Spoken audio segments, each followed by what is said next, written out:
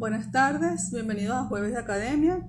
Les habla la profesora Jennifer García, directora de la Escuela de Trabajo Social, y estamos comenzando con nuestro Jueves de Academia del día de hoy, donde vamos a estar conversando sobre qué está ocurriendo en el estado Apure de Venezuela. Buenas tardes, le damos la bienvenida a las personas que se están conectando. Saludos a todos nuestros seguidores que están ingresando en este momento a esta transmisión en vivo. Vamos a estar conversando con el doctor Javier Tarazona de la ONG Fundaredes. Vamos a estar conversando sobre la situación del estado Apure de Venezuela, donde recientemente hemos visto un conjunto de noticias sobre enfrentamientos armados, asesinatos, detenciones arbitrarias. Además de eso, problemas con nuestra soberanía territorial.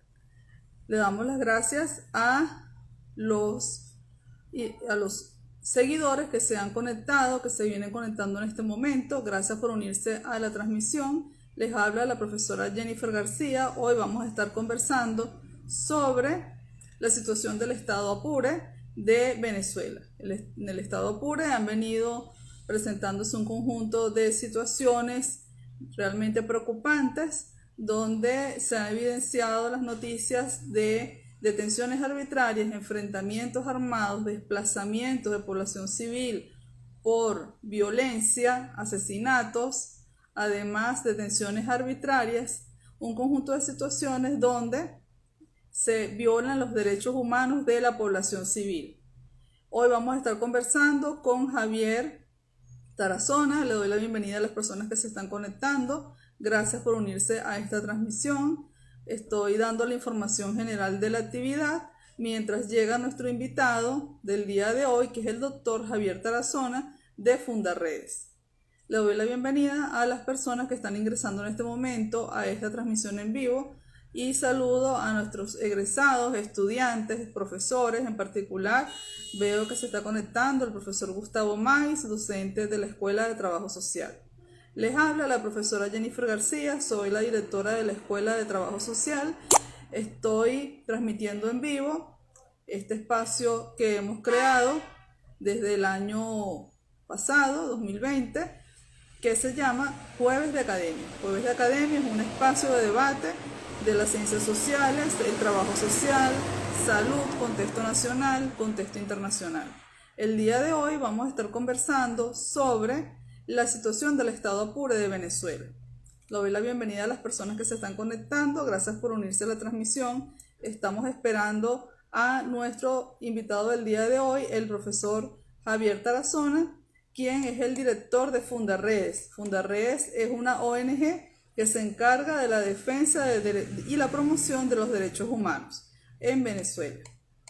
Gracias a las personas que se están uniendo en este momento, vamos a estar conversando sobre la situación del estado Apure, donde se han evidenciado un conjunto de situaciones como violaciones de derechos humanos, enfrentamientos armados, asesinatos de familias enteras, desplazamiento de la población civil, violación de los derechos humanos.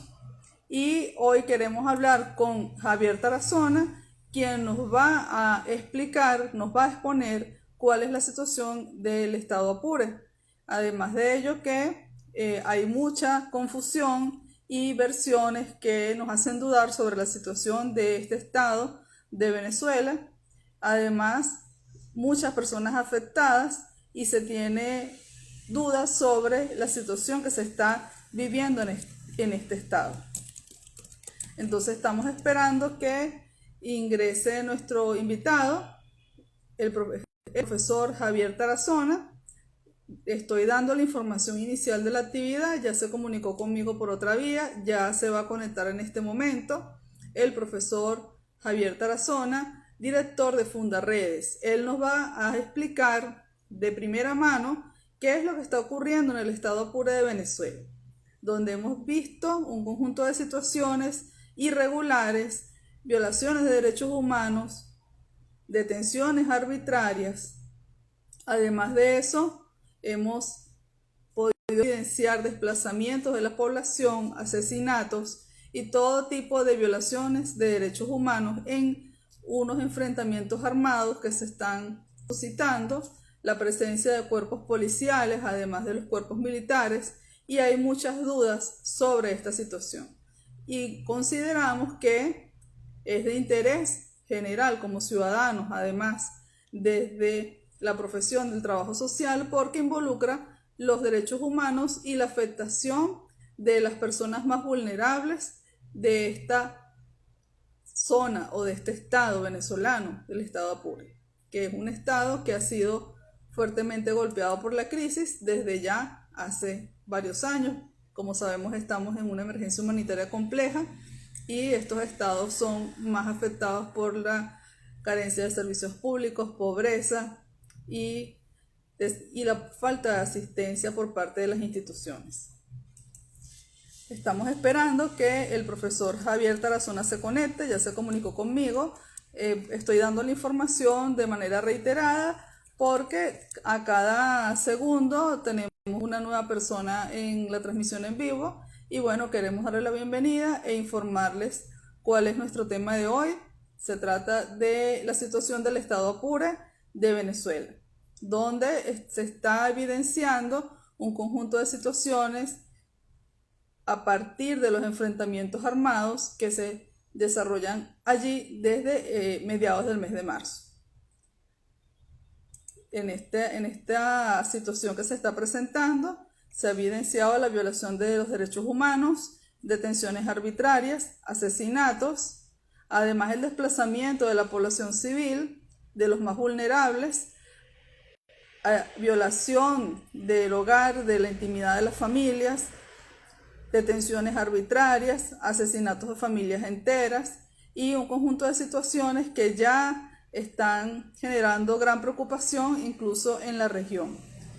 Muchas gracias a las personas que se están conectando en este momento y estamos esperando que nuestro invitado, el profesor Javier Tarazona, coordinador de la Fundación Fundaredes, se una para comenzar a hablar sobre este tema. Le doy la bienvenida también y saludo a Rubri, que siempre se conecta con nosotros, es nuestra egresada, a los estudiantes, profesores, egresados de la Escuela de Trabajo Social que se están uniendo a la transmisión, a los comentarios que están haciendo, muchas gracias, los tenemos en cuenta. Y el profesor Gustavo May destacaba la situación de las personas vulnerables. Efectivamente, sí, las personas vulnerables son los más afectados en toda esta situación. Estamos esperando que se una a la transmisión el doctor Javier Tarazona, director de Fundaredes, quien nos va a estar hablando precisamente de la situación del estado Apure.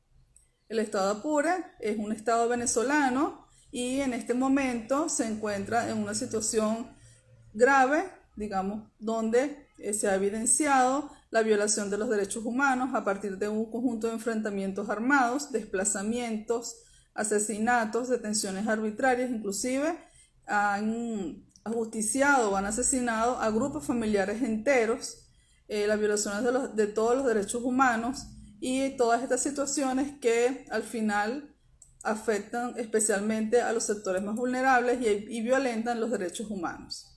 Ya el profesor en pocos segundos ingresará a la transmisión en vivo, el profesor Javier Tarazona de Fundaredes, y Fundaredes es una ONG promotora y defensora de los derechos humanos con observatorios en Táchira, Apure, Zulia, Falcón, Bolívar y Amazonas. El fin de semana fue noticia porque 2 de sus integrantes fueron detenidos arbitrariamente en el estado por hacerle seguimiento a la situación de los derechos humanos en conjunto con unos periodistas que también estaban desarrollando esa labor.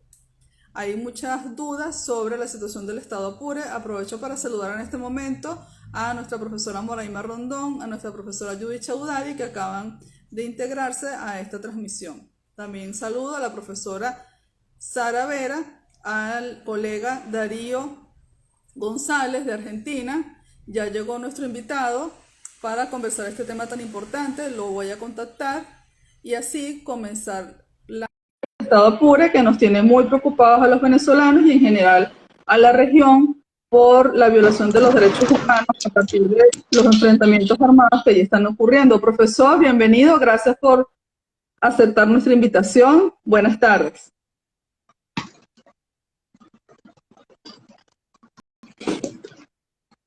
Profe, ¿nos escucha?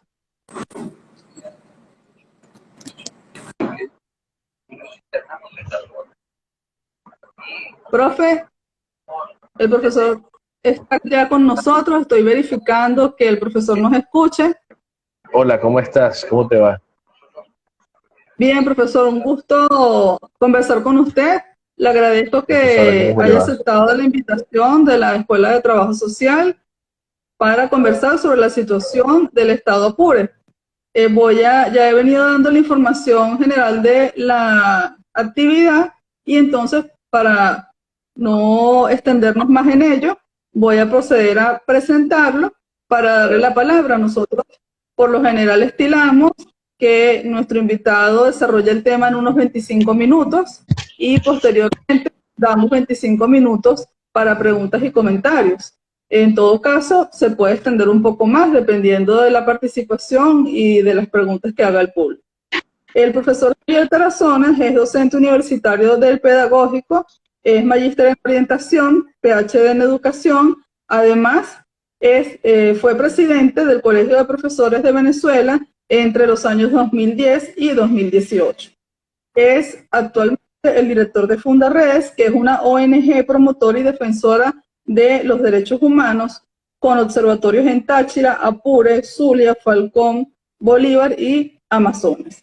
Sin más preámbulos, le doy la palabra, profesor, para que nos comente qué es lo que está pasando en el estado Apure de Venezuela.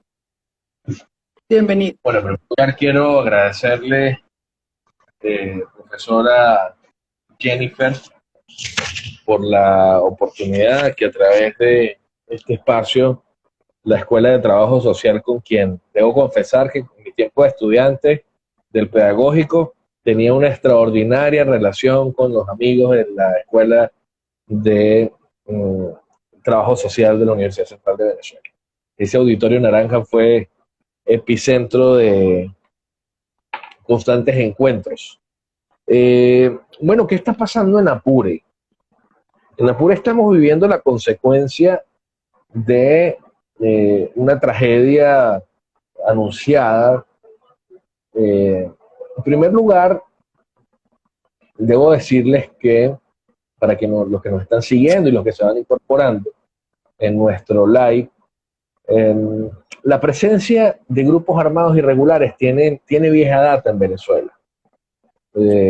Incluso antes de Chávez, los grupos armados irregulares ELN y FARC tuvieron siempre pretensiones de resguardarse en nuestro territorio, pero la respuesta que había de parte del Estado era una respuesta firme, contundente, contra la presencia y la actuación de estos grupos al margen de la ley, que actuaban de manera subversiva en Colombia y que manifestaban tener un proyecto ideológico, político, en el tiempo en que Hugo Chávez está en campaña, asume acuerdos con estos bloques de guerrillas.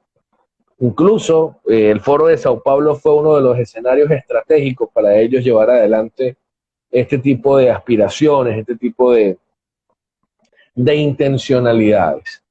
Ahora bien, la verdad es que luego de llegar Chávez al poder, entonces esta guerrilla entiende que se facilitan sus operaciones en territorio venezolano, comienzan concretamente a tener una participación en la vida universitaria de algunas universidades de la frontera, Zulia, Táchira, Apure, Bolívar. No andaban camuflajeados con sus uniformes, sino por el contrario, unos pares, unos estudiantes, incluso profesores que hacían de románticos con estas organizaciones terroristas. Esto pasa más o menos en el año 2001. La guerrilla, a través de sus frentes urbanos y frentes estudiantiles, comienzan a tener una presencia en la actividad, en la vida ciudadana o en la vida civil venezolana, mejor dicho. Allí se desata una importante ruta de secuestro por parte de ambas guerrillas. siendo por cierto Chávez el facilitador de la liberación de estos cautiverios. Hubo algunos secuestros para el momento, para el 2000, 2001, 2002, secuestros muy sonados, muy emblemáticos, en los que Chávez sirvió como de canciller. Y bueno, dieron libertad a estos plagiados. Otros aún su familia lo siguen esperando, la familia Pavón, la familia de Porfirio Dávila, la familia, por ejemplo, del doctor Ciro Sánchez, que murió buscando a su mamá secuestrada y nunca apareció, los Rosales, la propia madre María José Molina, hoy que forma parte, esta joven, cuando fue secuestrada tenía 15 años, y hoy forma parte de la recluta del Frente 33 de la FARC, una joven tachirense que hoy forma parte de este Frente 33 que opera en territorio venezolano, en territorio tachirense. Bueno, hago este recorrido porque es que explicar lo que pasa hoy en Apure no puede ser en la simplificación de la actualidad. Es decir, la guerrilla tiene mucho tiempo metida en Venezuela.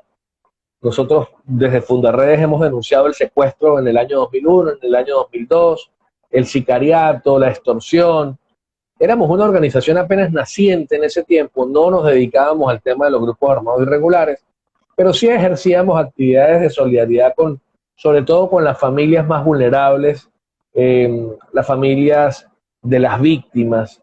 Incluso logramos impulsar la creación de la Asociación Civil Venezuela Libre de Secuestros, que la preside el doctor Porfirio Dávila, quien tiene a su padre secuestrado desde el año 2002 por parte del Ejército de Liberación Nacional. A todas estas, todos los ministros de la Defensa, todos los ministros del Interior y Justicia que han pasado, todos, siempre han jugado a una narrativa evasiva, a una narrativa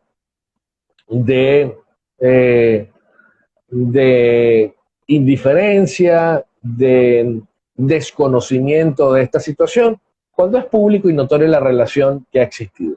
¿Qué pasa en Apure? Es la consecuencia del Chávez del 2005, que un grupo de militares detuvieron al canciller de la FARC en Caracas, a Rodrigo Granda, y lamentablemente estos militares fueron procesados por traición a la patria, fueron recluidos en Ramo Verde, 2005, y este canciller de la FARC, lamentablemente, hoy viene a Venezuela a darnos conferencias de paz cuando tiene las manos llenas de sangre. Y lo han llevado a la universidad, por ejemplo, Rómulo Gallego, custodiado y protegido como cualquier diplomático en nuestro territorio. Entonces, lo que pasa hoy en Apure es la consecuencia de una sociedad de más de 20 años de quienes hoy ostentan el poder con la guerrilla de origen colombiano. Es la sociedad que ha habido, por ejemplo, para que 5 emisoras del Ejército de Liberación Nacional en frecuencia modulada estén en el espectro radioeléctrico venezolano. Lo que hoy pasa en Apure es la consecuencia de haber sido permisivos con la distribución de las cajas CLAP por parte del Ejército de Liberación Nacional en las poblaciones fronterizas.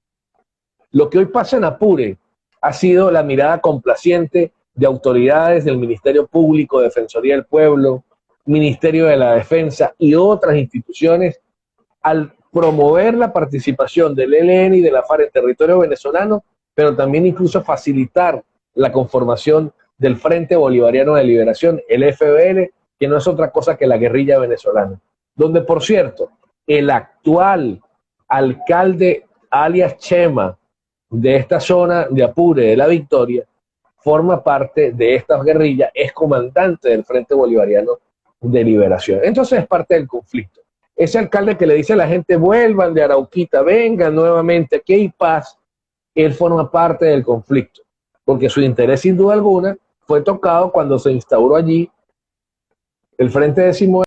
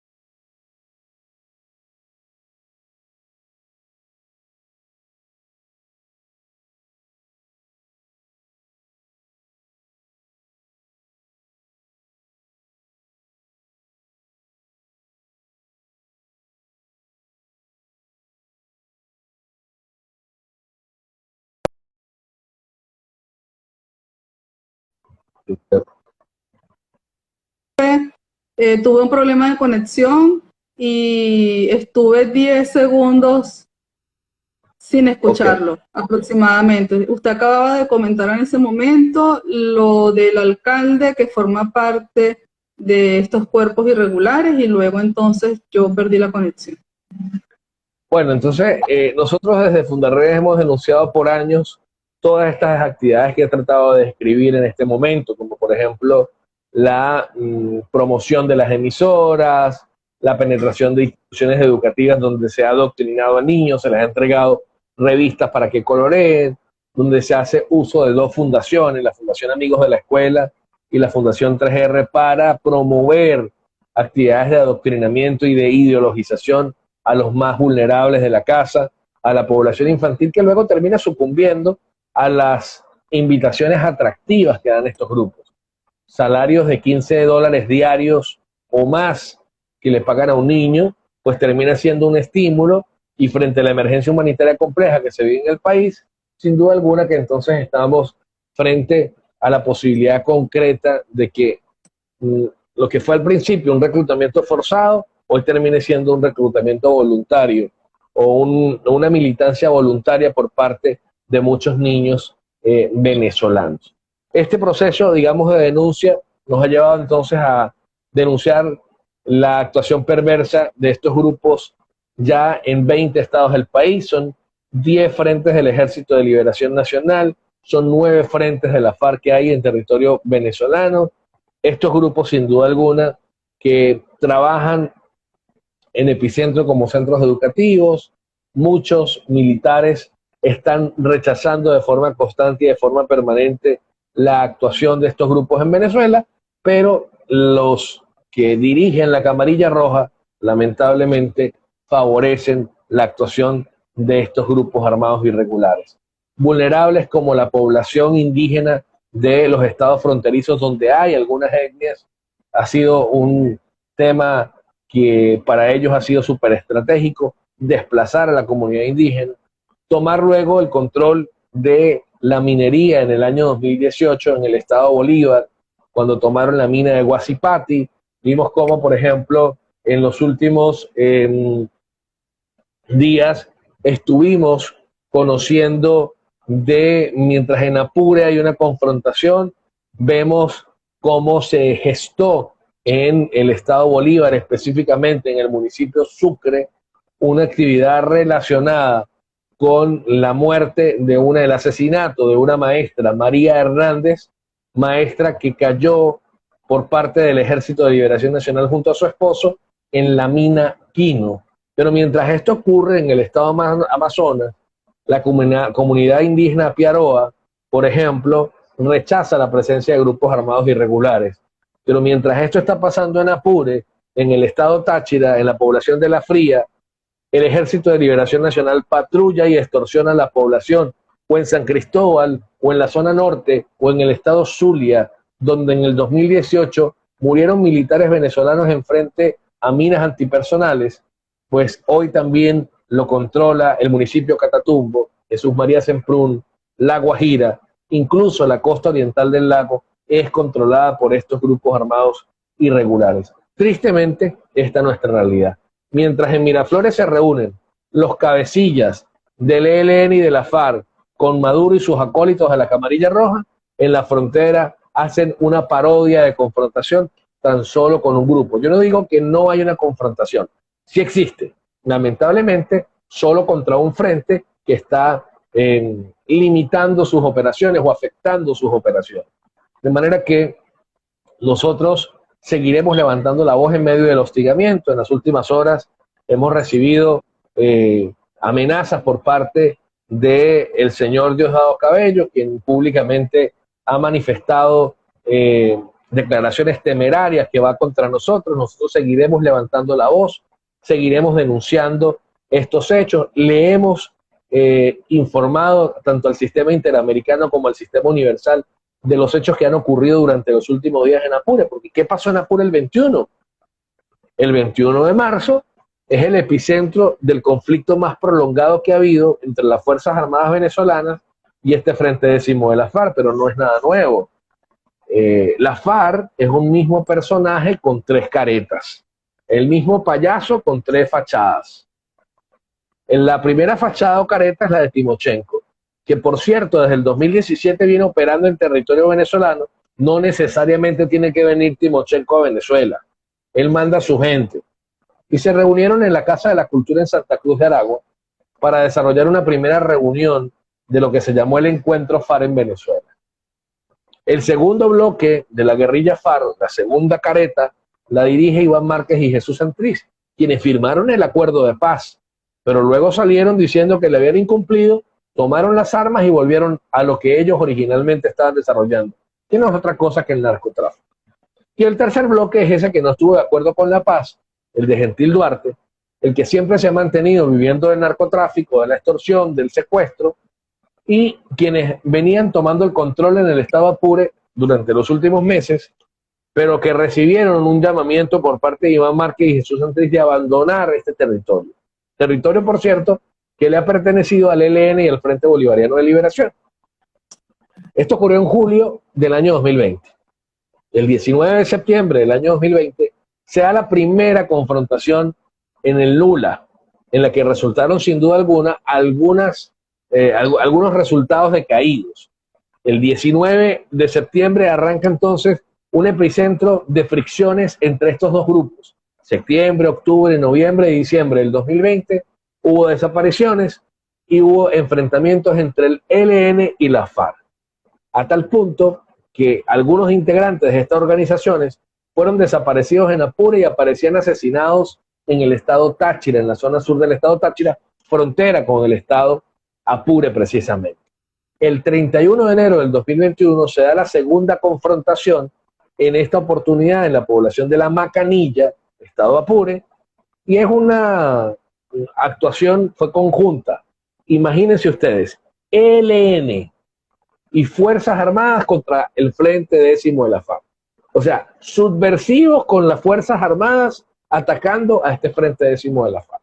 Este tipo de perversidades ocurrieron este año, el 2021, en este año 2021, específicamente el 31 de marzo.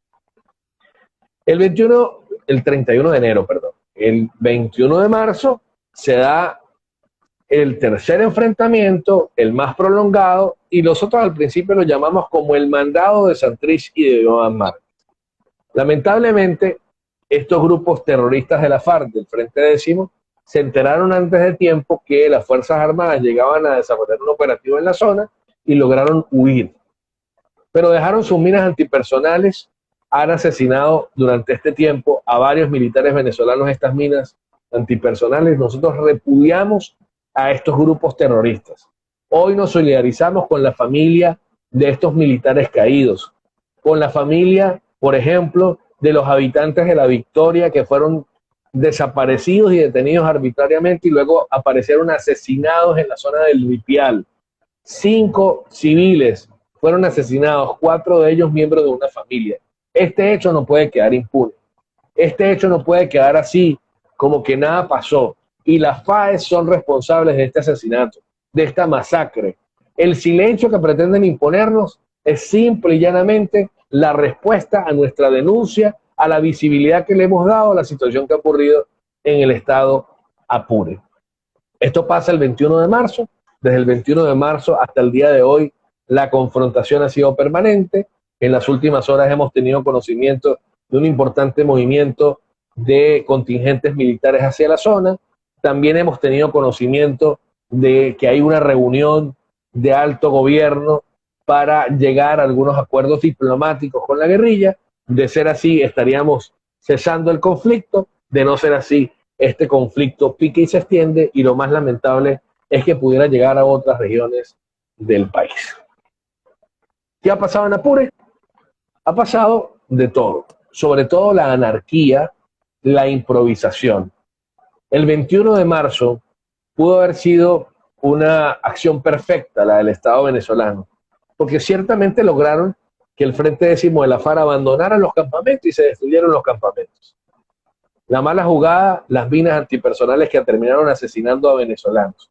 Cuando en el 2013 el Estado venezolano firmó el Acuerdo de Ottawa, manifestando que éramos un territorio libre de minas antipersonales, Resulta que en el 2018 mueren militares en la zona sur del lago del estado Zulia y lamentablemente en manos del Ejército de Liberación Nacional con estas minas antipersonales, y esta semana del 21 de marzo mueren militares venezolanos en estas minas antipersonales. Pareciera que el nerviosismo del momento llevó a tomar una decisión perversa: enviar a la FAES al estado Apure. La FAES es conocida como un grupo de exterminio. De hecho, Naciones Unidas y la Misión de Determinación de Hechos Independientes le ha pedido al Estado venezolano que elimine este cuerpo, que es un cuerpo de exterminio, que está en sus manos llenas de sangre. Lamentando mucho, esta situación ha traído consigo que reine la arbitrariedad. ¿Qué ha pasado en Apure? Detenciones arbitrarias, desaparición de personas, ejecuciones extrajudiciales, quema de viviendas, quema de motocicletas, quema de vehículos, muerte de militares, accidentes en la maniobra de los ejercicios militares. Hemos encontrado incluso el deterioro de la infraestructura del Estado, como por ejemplo los carros de Corpoelec.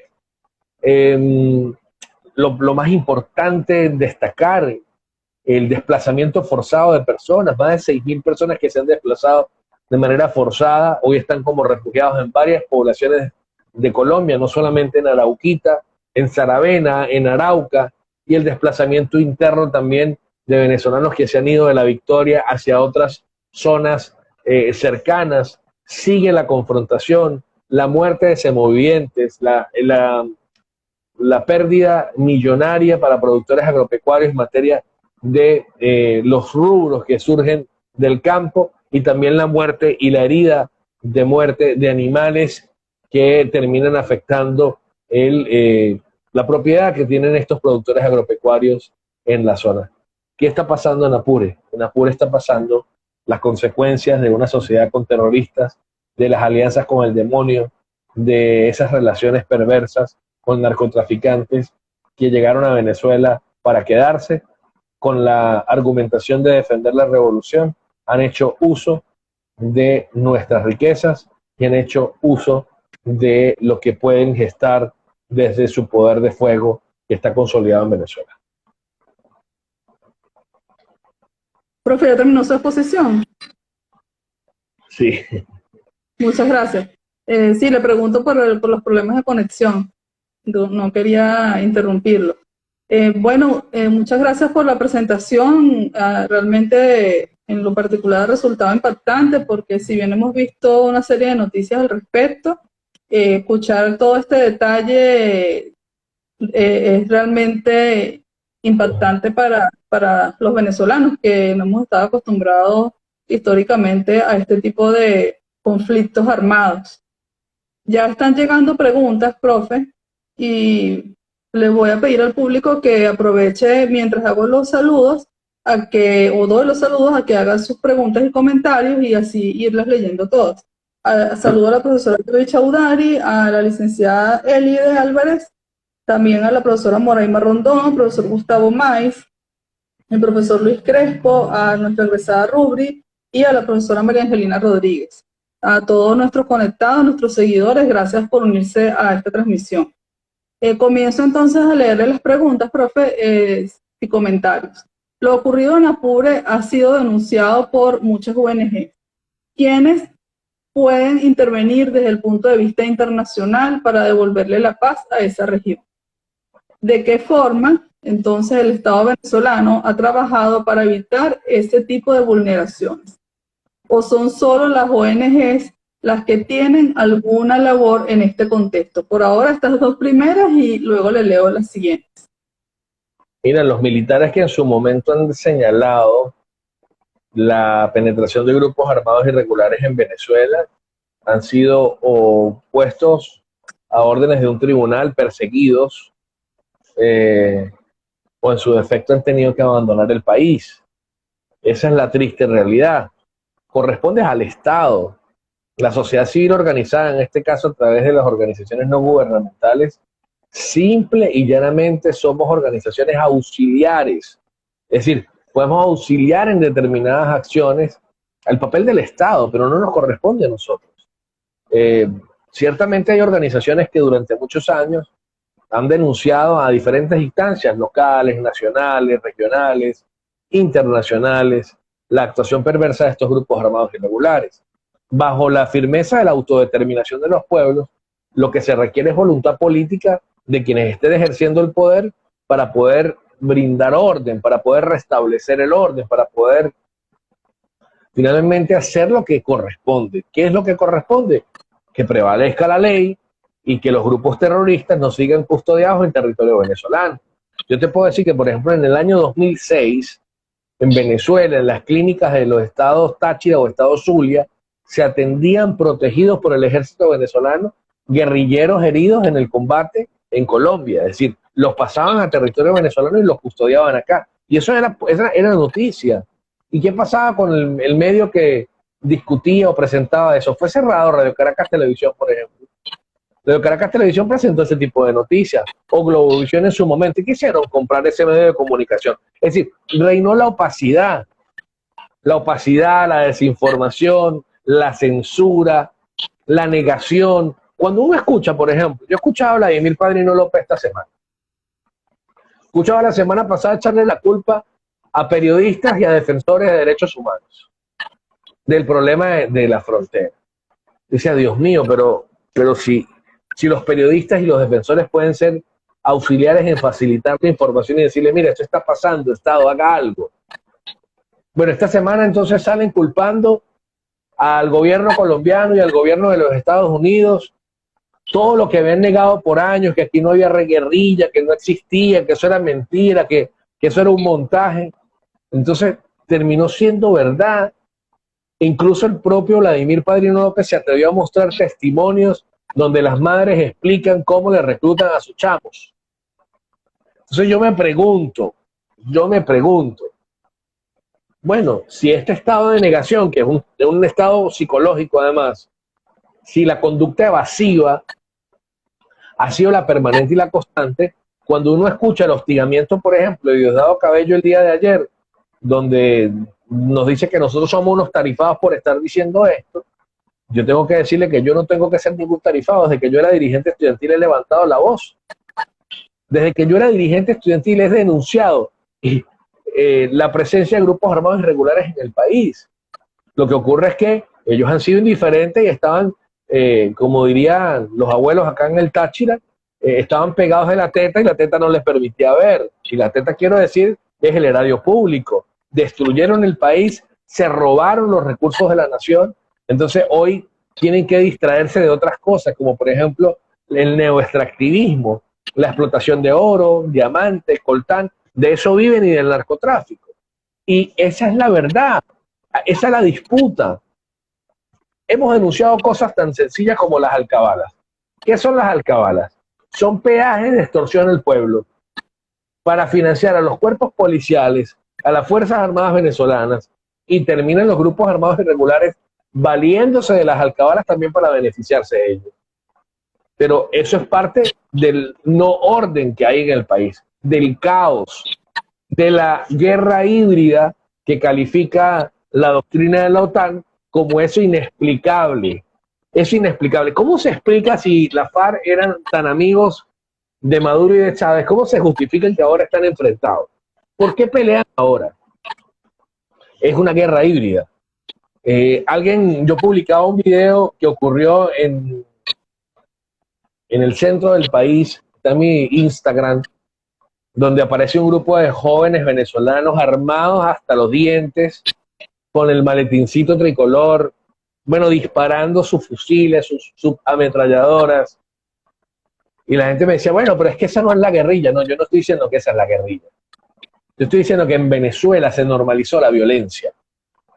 Y en el último informe que presentó Fundarredes sobre la violencia, la data del año 2020, mi apreciada profesora, es de 1.613 homicidios en 6 estados fronterizos del país, solo 6 estados fronterizos del país. Eso da una cuenta de 6 homicidios violentos un homicidio violento cada 6 horas. Es decir, han muerto más personas en la frontera durante el último año por la violencia que por la pandemia. La peor pandemia que tenemos en Venezuela es la violencia. 555 enfrentamientos armados, 208 desaparecidos. El estado Zulia es el estado más violento de la frontera. El estado Bolívar es el segundo estado más violento de la frontera. Y el estado Táchira es el tercer estado más violento de la frontera. Pero quiero comentarte, por ejemplo, en materia de homicidios, el estado Bolívar el año pasado tenía, permítame un momento, homicidios durante el año 2020, 536 homicidios. En el estado Zulia, 604 homicidios. Cuando usted observa este tipo de estadísticas, sin duda alguna que usted dice, bueno, ¿y dónde está el Estado? ¿Dónde están los ejercicios militares? La presencia de tantos operativos. Puro show. Puro show. Una carrera armamentista que lo que nos ha hecho es más pobres, nos ha hecho más limitados, nos ha hecho más, lamentablemente, más miserables como sociedad. Y frente a esto, sin duda alguna, que hay que desarrollar, en primer lugar, una formación para la resiliencia, una formación para superar la narrativa de desesperanza. Es decir, hay trabajo hay. Allí las organizaciones de la sociedad civil no solo pueden estar describiendo el problema. No crean ustedes que Fundarredes solo está promoviendo en este momento la denuncia. No, la denuncia como elemento clave para restaurar la memoria social. Porque el problema es que hemos olvidado toda la tragedia por la que hemos transitado. Se destruyó la escuela, se desmontó la escuela, se paralizó la universidad, se normalizó la violencia, estamos habituados al conflicto, habituados a la confrontación, y frente a eso, ¿cuál es la respuesta? Gracias, profe. Siguen llegando las preguntas. Le pregunta si se puede identificar responsable de esta situación en Apure y ser juzgado por organismos internacionales, y a quién le corresponde la investigación y la denuncia. También le preguntan cuál es el balance social de la a la presente fecha en materia de muertos, heridos, desplazados y desaparecidos en el estado Apure. Otra de las preguntas es... Vamos a parar allí a ver si puedo responder. Okay. El Estado venezolano es el ente que tiene que responder a esto. Se ha designado por parte del Ministerio Público una fiscalía especial. La Defensoría del Pueblo, por cierto, hasta hace pocos días tenía mucho trabajo y la Defensoría del Pueblo no había salido a decir nada. Ya van a nombrar un defensor también especial. Ahora, el Estado venezolano que le corresponde brilla por su ausencia, no hace nada, ¿no? Trata de distraernos. Entonces ayer abrieron una investigación contra el alcalde de una población de Yaracuy porque estaba en actos xenofóbicos, pero lo importante no lo hacen. Entonces tratan de mostrar una careta irreal, ¿no? La sociedad civil está reconstruyendo los hechos.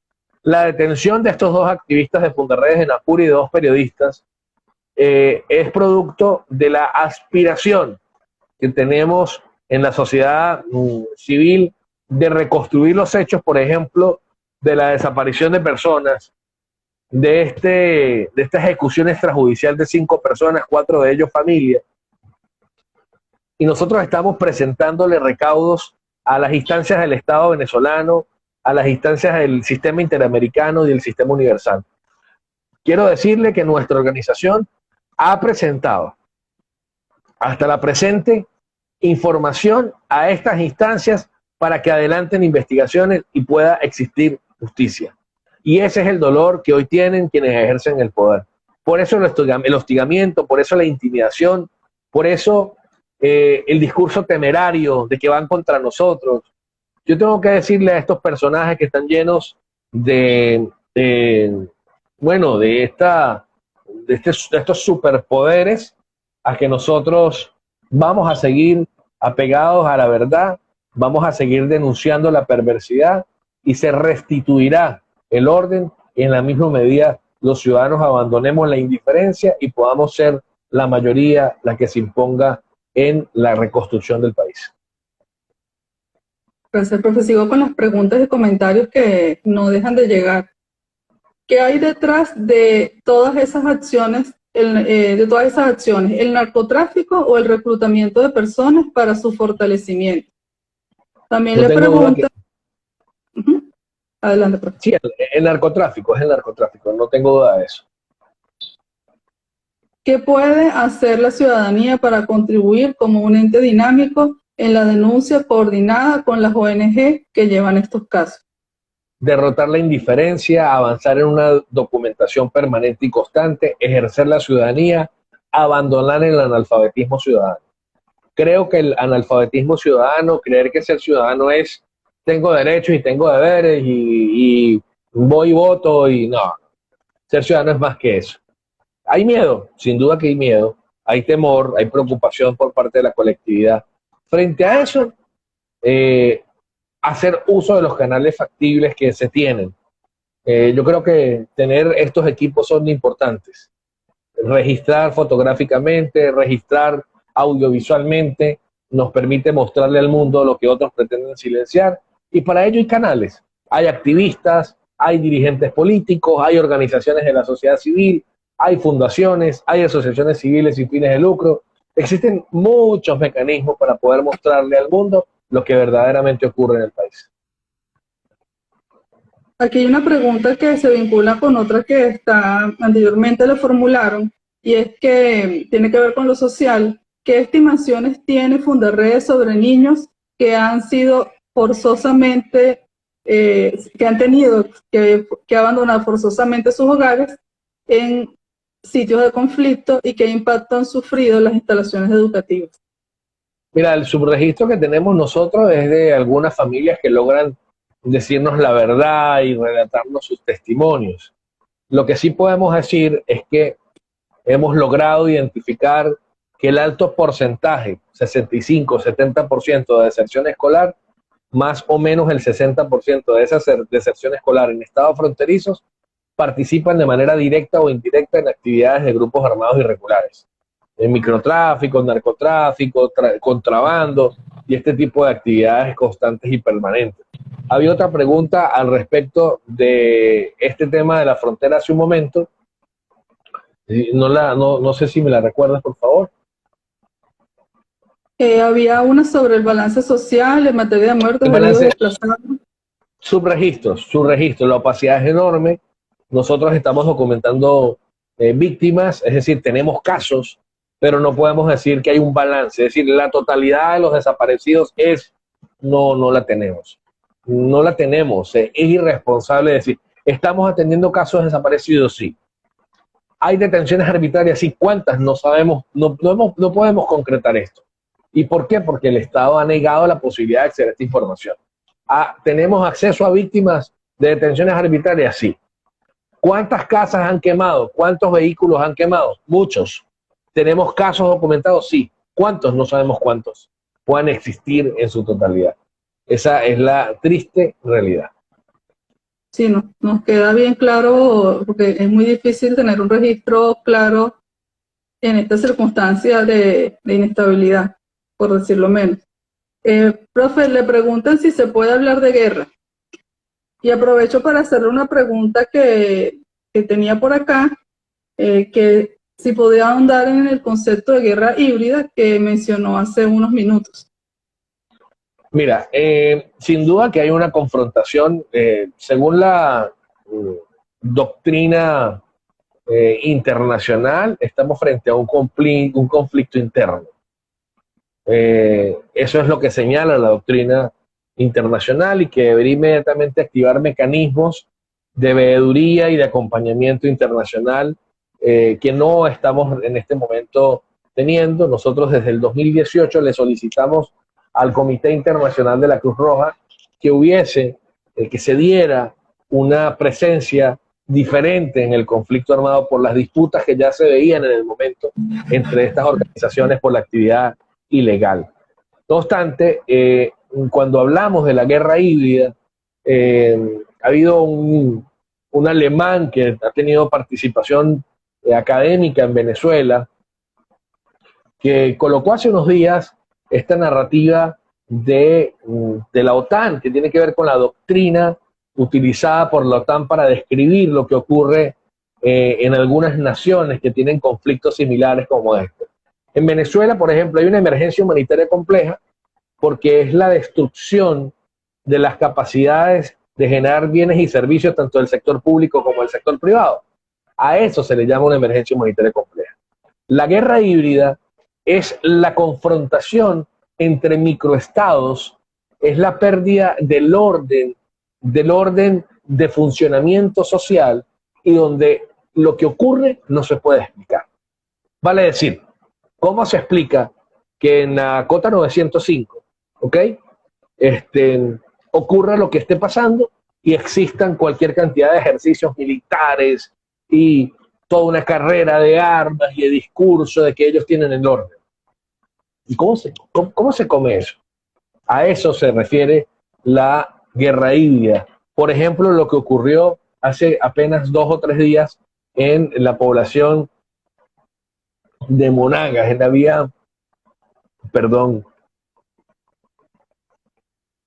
vía de Caripito, ¿ok? Donde hubo un ataque contra la Guardia Nacional. ¿Qué es eso? Una guerra híbrida. Es eso que no se explica. ¿Cómo se explica que unas bandas armadas ataquen a los puestos militares que deberían tener capacidad de respuesta en un país donde se militarizó la sociedad, donde lamentablemente se desprofesionalizó el estamento militar y tenemos una fuerza pretoriana? Entonces, es un poco, esa guerra híbrida es, sálvese quien pueda, es el caos, es la promoción de microestados, lo que también se llama la balcanización. Creo que es un término interesante. La otra semana vamos a estar debatiendo sobre la balcanización, que es la fragmentación o la hiperfragmentación de la sociedad, que finalmente debe tener respuestas en la restitución de la memoria. Hay que tener esto en la memoria social. Debemos promover una narrativa de esperanza en medio de esta desesperanza que se nos impone. Sin duda alguna, mi apreciada profesora, que estamos frente a graves problemas de orden sociológico, de orden psicológico, de orden político, y todo esto se resume en una sola palabra. Necesitamos orden. Y para que exista orden, sin duda alguna, que necesitamos que exista voluntad política. No existe voluntad política para que haya orden, porque quienes hoy ejercen el poder, lamentablemente, quieren ser eternos en el poder para seguir manejando desde el poder todas las actividades vinculadas con la economía paralela y con todo lo que implica esta caracterización del terrorismo en el planeta.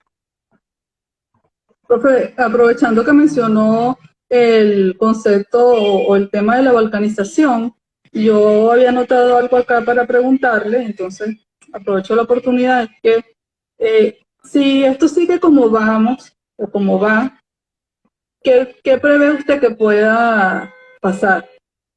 ¿Qué prevé usted, qué consecuencias o a qué punto llegaremos si sigue como vamos en esta situación con estos estados y con este conflicto?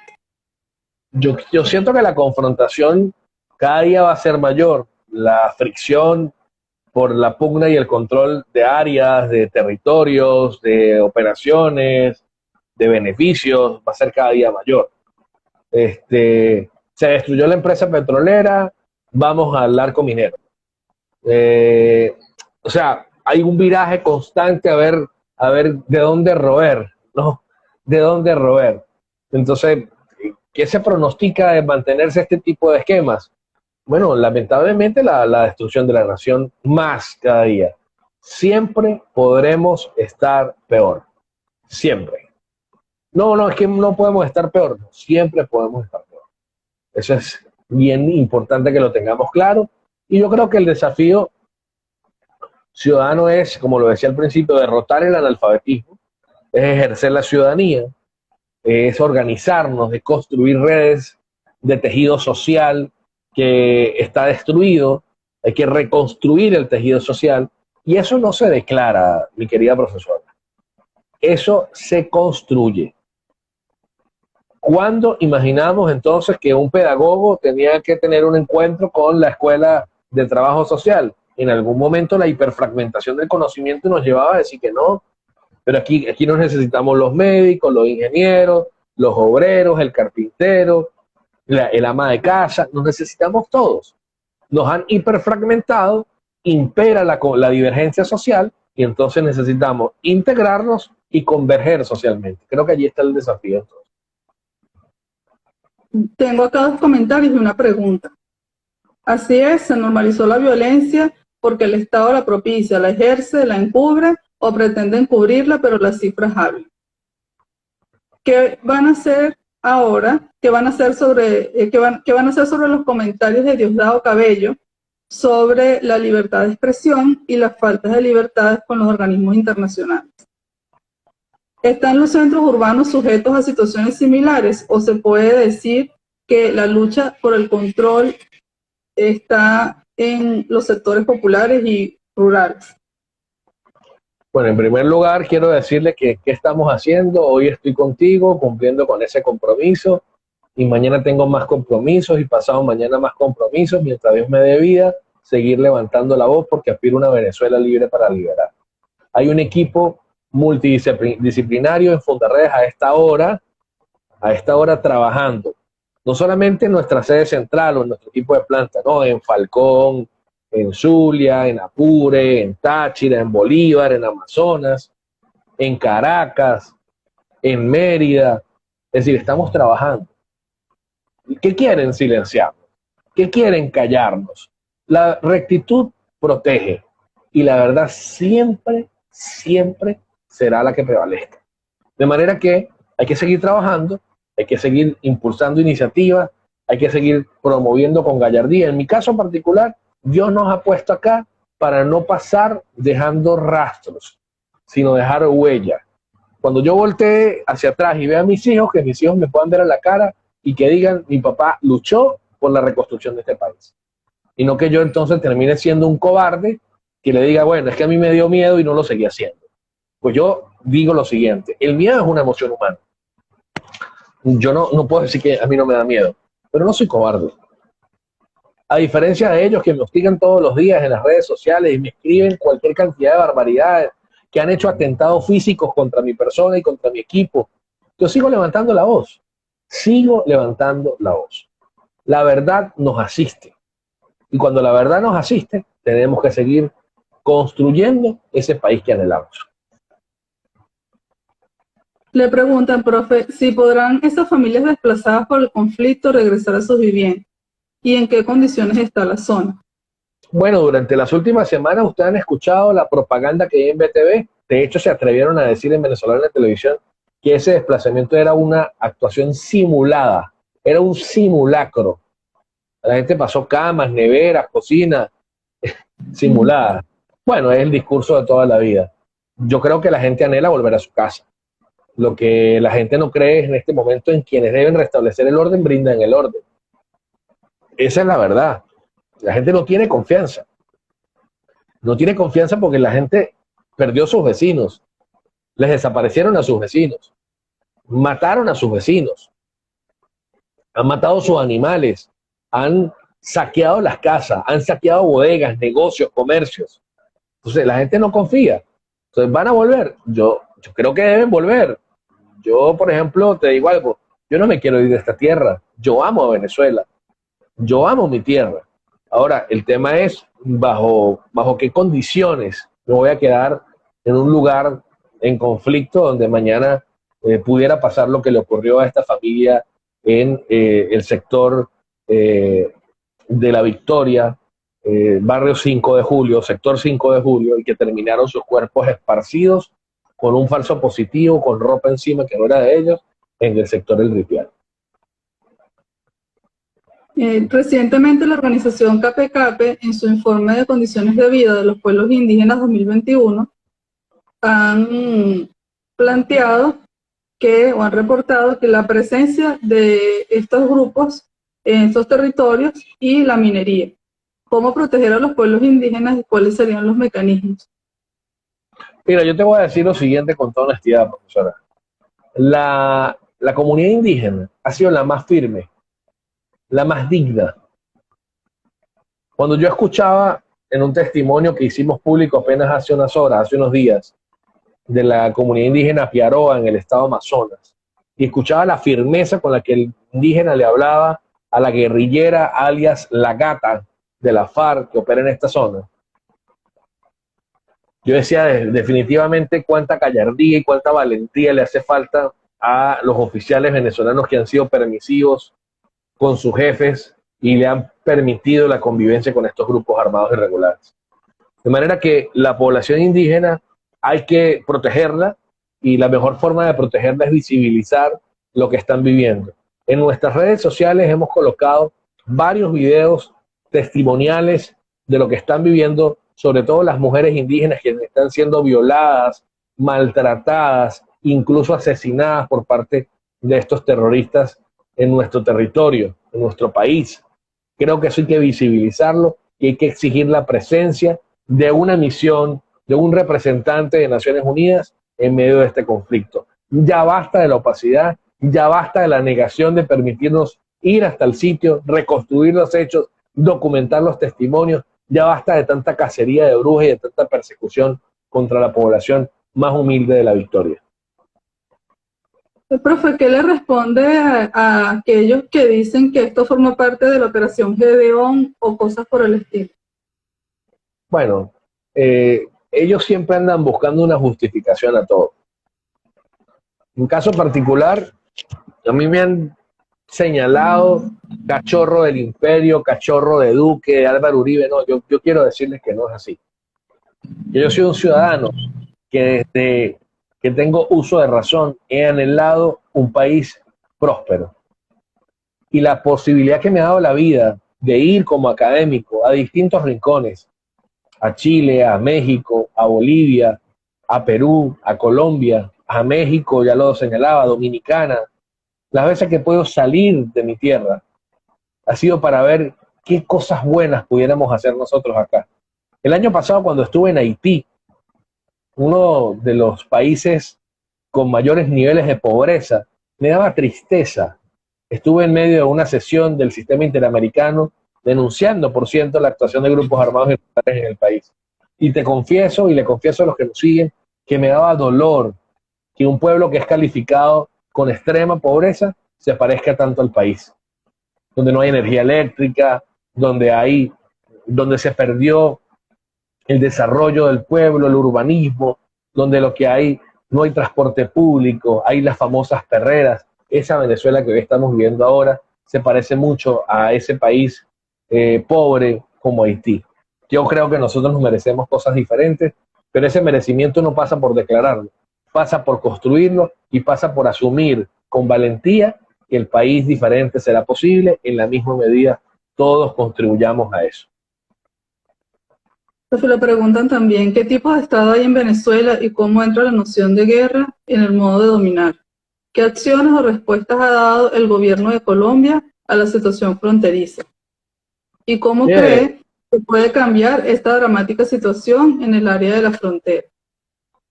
Mira, el Estado fallido, el Estado delincuente, el Estado promotor de los microestados, realmente es muy complejo, ¿no? Restituir el orden pasa por lograr construir tejido social y un movimiento social tan grande, tan grande, tan grande, que no haya forma de detenerlo. Esa es la ruta y por ahí estamos trabajando. No, Javier, todos los ciudadanos, tú lo haces desde el espacio académico, y así cada uno de los que hoy están contribuyendo a generar conciencia, a restaurar la memoria social, a transformar la narrativa desesperanzadora en acciones que nos permitan cambiar la realidad. Sobre el Estado colombiano, mira, lo que nosotros hemos visto durante los últimos años, por lo menos yo de forma particular, para no comprometer a la institución, es que siempre ha habido una intención de superar el conflicto armado. Es decir, sea desde el conflicto o sea desde la búsqueda de la paz. Es decir, sea atacando a los grupos irregulares o sea acordando la paz y generando algunos tratados, ¿no? Lo que yo he visto en Venezuela es que lamentablemente, mientras allá se firma el acuerdo de paz, para acá se vinieron a delinquir y a custodiarse en territorio venezolano. Y además, no lo dice Javier, lo dice Maduro. Vengan acá, vengan a Miraflores, Timochenko, Santrich, Iván Márquez, son todos bienvenidos, son héroes de paz. Ese es el discurso de quienes hoy ostentan el poder. No es Javier Tarazona el que lo dice. Entonces, hoy vienen en evasiva, ¿no? Hoy vienen así como Pedro a negar 3 veces a Jesús, entonces hoy niegan la relación con la guerrilla. Bueno, profe. La pregunta sobre cómo pudiera cambiar esta dramática situación, quisiera complementarla con el trabajo que ustedes hacen, además de la denuncia que nos mencionó, y si podrían ahondar un poco sobre eso, en materia de construir redes, de generar esperanza, sí, y todas Mira, esas acciones que ayudan también. Nosotros tenemos como columna vertebral en nuestra organización siempre, antes incluso de tener personalidad jurídica, la formación. Nuestra fundación nace como respuesta al terremoto de Cariaco en el año 97. Éramos unos chamos del liceo y creamos un movimiento que era buscaba incentivar redes preventivas en los liceos para formarlos como socorristas y evitar que tanta gente inocente muriera como ocurrió en Cariaco. De manera que la educación es una ruta constante y permanente. Tenemos varios programas de formación, no solo en derechos humanos, en democracia, en ciudadanía, en libertad, en cultura preventiva, en promoción de valores. A esta hora, por ejemplo, hay varios barrios de varios lugares de la frontera colombo-venezolana que están recibiendo el programa de formación en derechos humanos para niños a esta hora. O están recibiendo la formación del programa Actívate. Hoy en la mañana, por ejemplo, de forma múltiple, había un taller de seguridad digital presencial y transmitido para el resto del país. Es decir, la formación, la educación entendida como el camino prioritario para poder transformar esta narrativa de desesperanza. La promoción de organización suprasector. Es decir, no es que yo soy médico y me reúno solo con los médicos. No, la transversalidad. Esta mañana acompañábamos al grupo de Médicos Unidos, del sector, del Colegio de Profesionales de la Enfermería, en función de la denuncia que hacían ante Defensoría del Pueblo sobre la exigencia de un plan de vacunación para este bloque de profesionales que atienden a pacientes con COVID y que no están vacunados, ¿no? Que no han sido una población prioritaria. Este tipo de situaciones de acompañar, de promover, de organizar, deben ser digamos, la forma común del desarrollo de actividad política, social, de promoción y defensa de derechos humanos a lo largo y ancho del país. Bueno, profe, ya estamos cerca de llegar a la hora de transmisión y estoy muy agradecida por toda la información que nos ha dado y por todas las orientaciones. Realmente nos queda muy clara la gravedad de la situación que está confrontando Apure. Y para cerrar, bueno, quisiera pedirle un mensaje que nos pudiera dar de conclusión o de alguna invitación. También quisiera que nos diera todas sus redes sociales y la de su organización, porque hay personas que quieren colaborar, apoyar a la fundación en su labor en defensa de los derechos humanos. Y entonces con esto ya iríamos cerrando el espacio de hoy. Bueno, agradecer infinitamente a la Escuela de Trabajo Social de la Universidad Central de Venezuela. Siempre les recuerdo con mucho afecto. He tenido la dicha de compartir con varios profesionales de esta escuela en diferentes instancias de mi vida y de verdad que valoro mucho el trabajo y el papel que ustedes tienen para la reconstrucción del país. Creo que eso hay que tenerlo bien claro. Agradezco mucho esta ventana. Nuestras redes sociales son @fundaredespiso o @fundaredes_bajo. Tanto en Instagram como en Twitter y en Facebook también ONG Fundaredes Oficial. Tenemos nuestro canal de YouTube, los invito a que nos puedan acompañar en el canal de YouTube, así como también en nuestra página web www.fundaredes.org www.fundaredes.org. Allí hay material de informes, de investigación audiovisual que recoge nuestro esfuerzo durante años con el tratamiento de este tipo de actividades del contexto transfronterizo. Yo creo que, en primer lugar, agradecer a Dios que nos permite respirar a esta hora, que seguiré hasta el último momento que tenga aliento luchando, y por lo tanto le pido a mis amigos que nos pueden ver a esta hora, en cualquier parte del país o en cualquier parte del mundo, que no pasemos por la vida dejando rastros, que dejemos huella, y que la huella que en Venezuela necesitamos dejar es la huella de la libertad, de la constancia, de la civilidad. Yo les animo a que derrotemos la desesperanza, que derrotemos ese discurso de que aquí se acabó todo. No, esto está muy mal, esto está muy duro, pero juntos vamos a poder rescatarlo. No podemos partir de un discurso distinto que no sea el de tocar piso y decir, esta es la realidad, esta es la que estamos viviendo, pero la vamos a superar. Gracias, profesora, gracias a la Escuela de Trabajo Social de la Universidad Central de Venezuela, a todo el equipo que le acompaña, que ha hecho posible esta transmisión, así como también agradezco infinitamente a hombres y mujeres que en Fundarredes hacen lo posible para comunicarle al mundo lo que pasa en los estados fronterizos en materia de violación de los derechos humanos en Venezuela.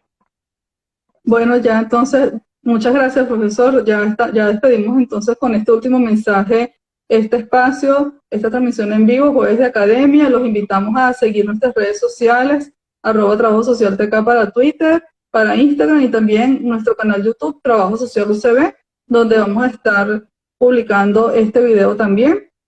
Gracias a todas las personas que se conectaron. Los invitamos a que sigan y respalden el trabajo de Fundarredes y del profesor Javier Tarazona en defensa de los derechos humanos. Y su mensaje esperanzador. Muchas gracias, profesor. Buenas tardes. Muchas gracias. Estamos a la orden de la Escuela de Trabajo Social en su casa también.